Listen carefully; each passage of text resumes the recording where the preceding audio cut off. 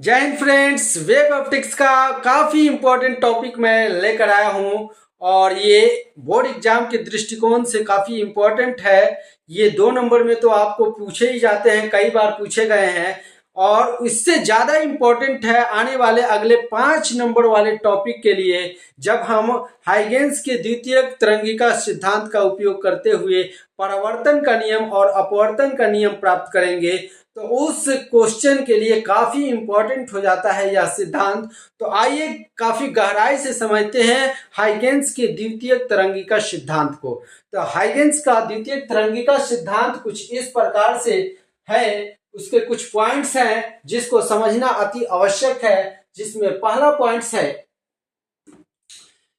किसी तरंगाग्र पर स्थित प्रत्येक बिंदु किसी तरंगाग्र पर स्थित प्रत्येक बिंदु तरंग स्रोत की तरह कार्य करता है, जिससे नई तरंगें उत्पन्न होती हैं और इन तरंगों को द्वितीयक तरंगिकाएं कही जाती हैं। आइए इसको एक फिगर द्वारा समझते हैं।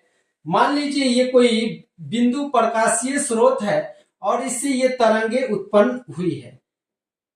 तो ये प्रकाशीय स्रोत से जो पहली तरंग उत्पन्न हुई है, इस तरंग को प्राथमिक तरंग कहा जाता है। प्राथमिक तरंग कहा जाता है और इस प्राथमिक तरंग के पर स्थित बिंदु जो होता है तरंग स्रोत की तरह कार्य करता है, यानी आगे की ओर तरंगे उत्पन्न करता है। ये आगे की ओर जो ये तरंगे उत्पन्न होती हैं, यह इस पर स्थित बिंदु के कारण, यह प्रत्येक बिंदु जो है यह बिंदु स्रोत, ये प्रकाशीय स्रोत की भांति ये तरंगे उत्पन्न करता है। और आगे की तरह इस प्रकार इस तरंग पर स्थित बिंदु आगे की तरंग उत्पन्न करेगा, फिर इस पर स्थित बिंदु आगे की तरंग उत्पन्न करेगा। तो इस प्रकार ये उत्पन्न ये सभी तरंगे जो होती हैं वह द्वितीयक तरंगे कहलाती है, जो प्रकाशीय स्रोत से नहीं बल्कि प्राथमिक स्रोत पर स्थित बिंदुओं के कारण उत्पन्न हुई है। इन्हें कहा जाता है द्वितीयक तरंगे।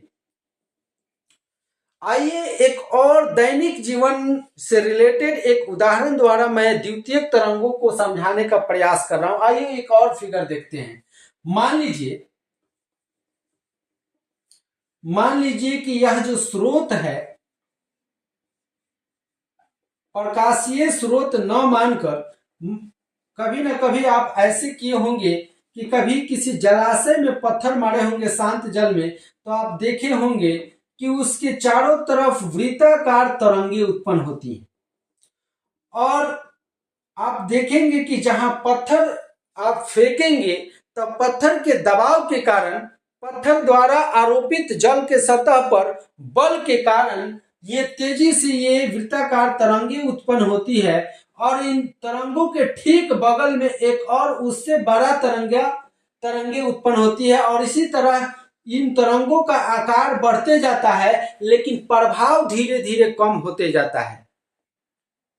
आप देखेंगे कि ये तरंग जो है, ये पहला तरंग जो है, ये पत्थर फेंकने के कारण जल के सतह पर जो दबाव पड़ा पत्थर से, जो बल आरोपित हुआ जिसके कारण ये तरंगे उत्पन्न होती है और इन तरंगों को इस तरंग को प्राथमिक तरंग कहा जाता है। जबकि इस पर स्थित बल के कारण इससे बड़ा, जबकि इस पर स्थित बिंदु के कारण इससे बड़ा तरंग उत्पन्न होता है, फिर अगले तरंग पर स्थित बिंदु के कारण उससे बड़ा, लेकिन धीरे धीरे इसका प्रभाव इसका कम होते जाता है और एक समय ऐसा आता है कि ये तरंगे लगभग उत्पन्न होनी समाप्त हो जाती है।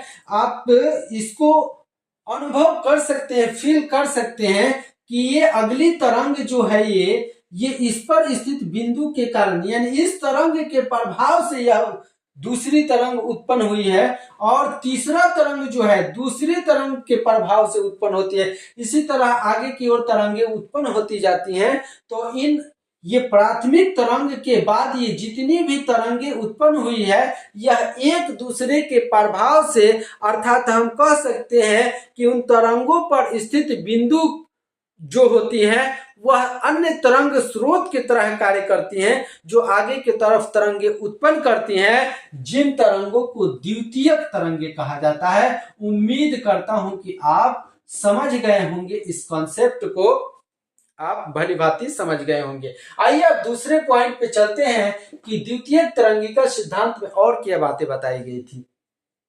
तो दूसरी पॉइंट है कि यदि माध्यम समांग है तो द्वितीयक तरंगिकाएं मूल तरंग, यानी मूल तरंग किसको बोलेंगे, जो प्रकाशीय स्रोत से जो पहले तरंग उत्पन्न होती है उस तरंग को मूल तरंग या प्राथमिक तरंग कहा जाता है। मूल तरंग के तरह ही चलती रहती है। ये पॉइंट जो है, इस उदाहरण को आप दिमाग में रखते हुए यदि समझेंगे तो इसको आप नहीं समझ पाएंगे, क्योंकि ये मैं जल में उत्पन्न पत्थर के कारण तरंग को मैं बताया था, लेकिन ये पूरी तरह जो है प्रकाश तरंग, किसी प्रकाशीय स्रोत से उत्पन्न प्रकाशीय तरंग के लिए ये फिट बैठता है। वो मैं द्वितीयक तरंगिकाएं समझाने के लिए वो मैं उदाहरण दिया था, लेकिन ये आप प्रकाश तरंग के दृष्टिकोण से आप इस नियम को समझने का प्रयास कीजिएगा। यदि माध्यम समांगी हो, यानी माध्यम एक समान हो, तो जिस प्रभाव से, जिस ताकत से, जिस बल से प्राथमिक तरंगे उत्पन्न होती हैं और आगे की ओर चलती हैं, उसी बल से द्वितीयक तरंगिकाएं भी आगे की ओर चलती जाएंगी। यानी अगर कोई प्रकाशीय स्रोत है तो जिस प्रभाव से प्राथमिक तरंगे उत्पन्न हुई हैं और द्वितीयक उसके बाद की तरंगे जो है उसी प्रकार आगे की ओर बढ़ती हुई, उसी प्रभाव से आगे की ओर बढ़ती हुई जाएंगी। कब? यदि माध्यम एक समान हो, समांगी हो, तब।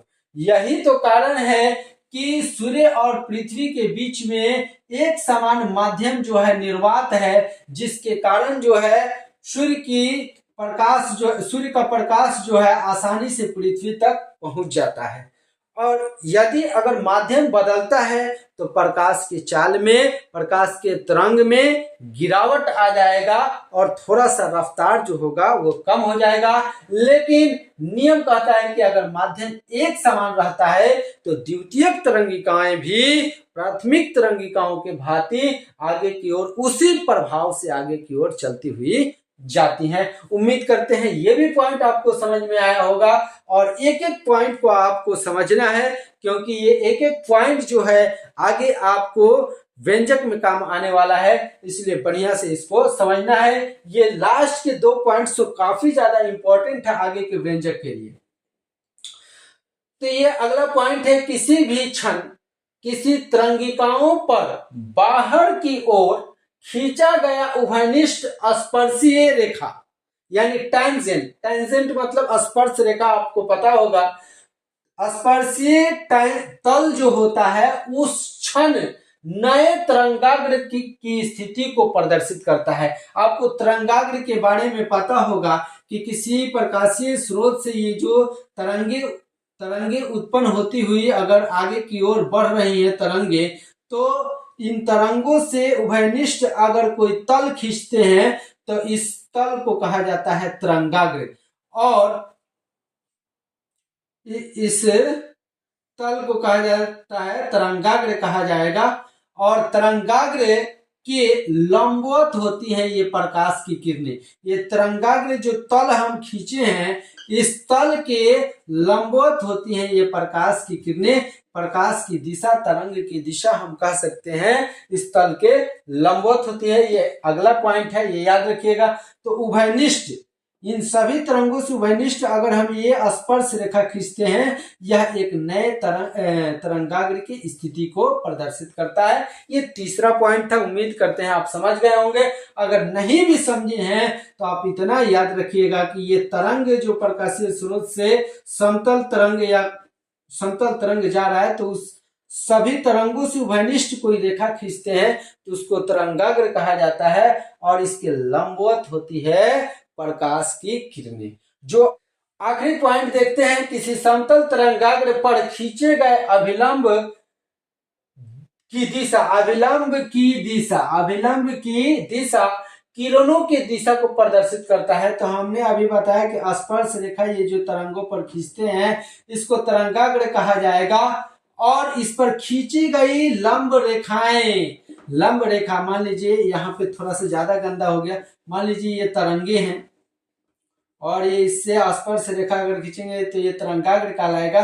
तो तरंगाग्र पर ये जो लंब खींचेंगे, लंब रेखाएं जो खींचेंगे वह इसको तरंगाग्र बोलेंगे। यहाँ भी खींचेंगे स्पर्श रेखा, ये एक तरंगाग्र हो गया, ये एक तरंगाग्र हो गया।